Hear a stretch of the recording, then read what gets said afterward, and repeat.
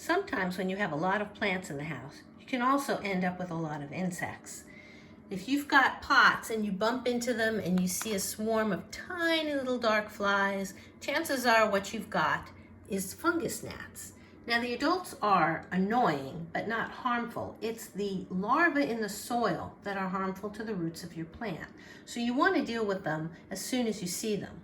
One low-tech solution is a sticky card. You can buy these. You can also make them with yellow cardstock and a spray-on adhesive that stays sticky. You place them in an upright position where the adults will fly into them and then get stuck. You can also buy traps. This is a somewhat more high-tech version. It plugs in and the blue light helps attract the insects to catch them faster. But you need to deal with the larvae in the soil at the same time you're dealing with the adults that are already flying around. And to do that, I like to use BT. BT is a bacteria.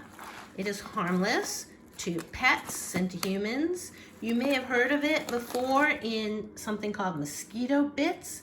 They're used to kill mosquito larvae around your house, but it's also rated for fungus gnats in the house, which is great. It comes to you in a granular form. Now this is not the bacteria. These are just bits that the bacteria is infused in and it's dormant. So you have to wake it up. And you do that by putting it in water. The instructions are on the package. Use 4 tablespoons in a gallon of room temperature water.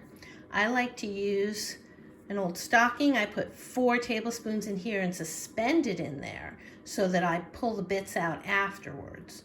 You leave it for 30 minutes.